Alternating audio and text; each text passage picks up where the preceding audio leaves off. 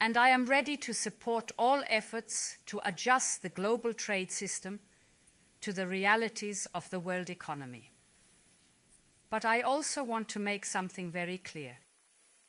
The use of tariffs as the first and last resort will not solve the problem. That is why we have been ready from the start to negotiate with the United States to remove all remaining barriers to transatlantic trade. But at the same time, we are also ready to respond to it. We are already working on finalizing a first package of countermeasures in response to the punitive tariffs. And we are now preparing to take further countermeasures to protect our interests and our companies if the negotiations fail. We will also closely monitor what indirect effects these tariffs could have. Because we can neither absorb global overcapacities, nor will we tolerate dumping in our markets.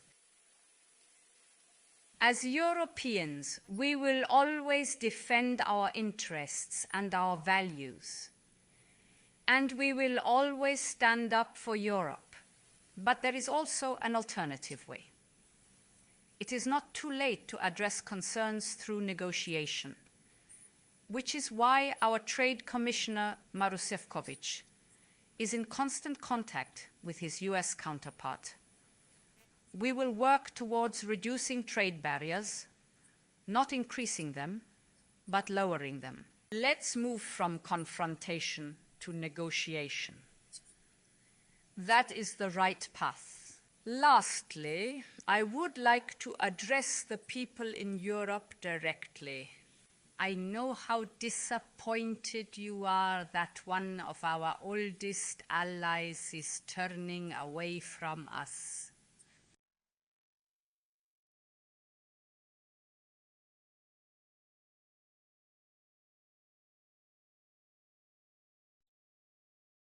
We'll get through this together.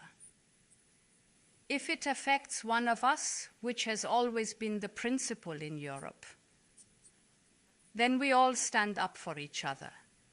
So we will stick together. We will support each other because we know that in Europe, unity is our great strength. Europe has the largest internal market in the world, 450 million consumers. That is the safe harbor for our companies in turbulent times. And Europe will stand by those directly affected. The people, the businesses. We have already announced new measures to support the steel and automotive sectors. Last week, for example, we limited the amount of steel that can be imported into Europe duty-free.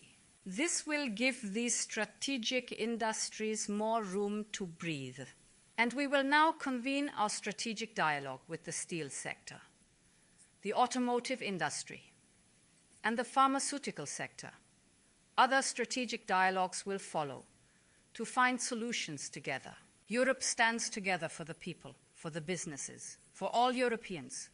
Thank you very much.